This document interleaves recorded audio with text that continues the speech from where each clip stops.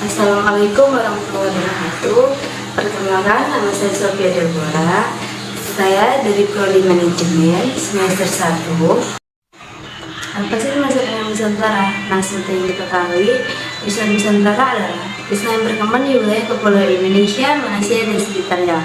Konsep ini menekankan toleransi, keberagaman, dan harmoni antara ajaran Islam dengan budaya lokal. Nah, beberapa ciri khas Islam Nusantara melibatkan pendekatan yang inklusif terhadap keberagaman dalam ibadah dan pemahaman Islam serta pengakuannya. Nah, Islam Nusantara juga menitik beratkan pada nilai perdamaian, toleransi antar agama, penghormatan terhadap perbedaan. Konsep ini mencoba menyatukan ajaran Islam dengan nilai-nilai lokal, penciptanya ruang bagi berbagai bentuk inspirasi Islam yang dapat hidup berdampingan dengan keberagaman budaya dan agama di wilayah Nusantara Islam. Nah, Nusantara Islam yang khas ada Indonesia bergabung nilai Islam teologis dengan nilai-nilai tradisi lokal budaya. Ada tradisi ini, tanah air Islam Nusantara juga merupakan bentuk penerapannya ajaran Islam yang berkembang di Indonesia sebagai bentuk interaksi antara kebudayaan di Nusantara dengan ajaran Islam. Terbentuknya Islam di Nusantara tidak terlepas dari ajaran masuknya Islam dan berkembangnya di Nusantara. Menurut beberapa teori, ajaran Islam masuk melalui perdagangan sambil berdakwah, atau memang dagang untuk Nusantara, atau menyiarkan ajaran Islam. Namun para ahli sejarah menaruhkan bahwa ada 4 teori masuk Islam ke Indonesia, yaitu yang pertama teori Burajat, yang kedua teori Persia, dan ketiga teori Cina, dan terakhir teori Mekah. Islam Nusantara bukanlah Islam yang normatif, akan tetapi Islam Nusantara adalah Islam empirik.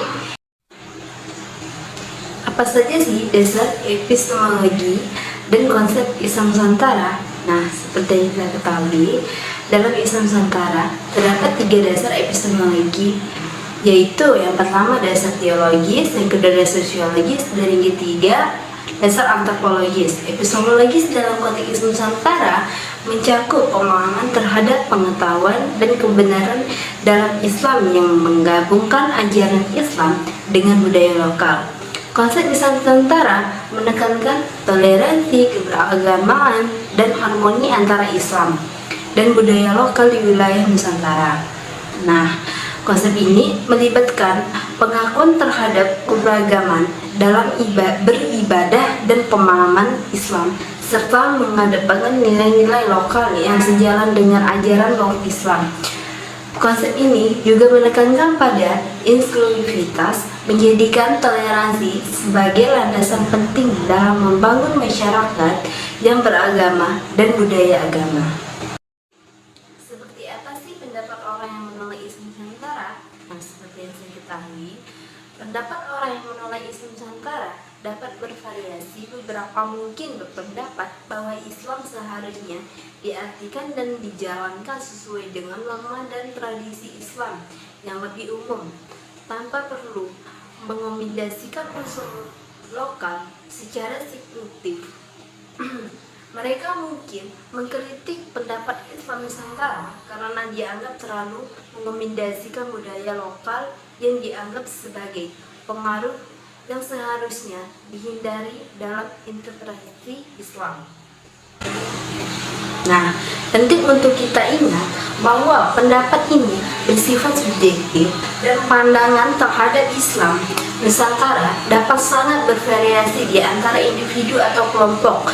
Beberapa orang mungkin melihat nilai-nilai toleransi dan harmoni yang disusun oleh Islam Nusantara sebagai suatu kelebihan, sementara yang lain mungkin melihatnya sebagai pemaksaan terhadap identitas Islam yang lebih luas.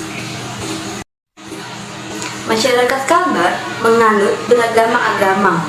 Nah, apakah Islam Nusantara bisa menciptakan semangat toleransi antar pemeluk agamanya.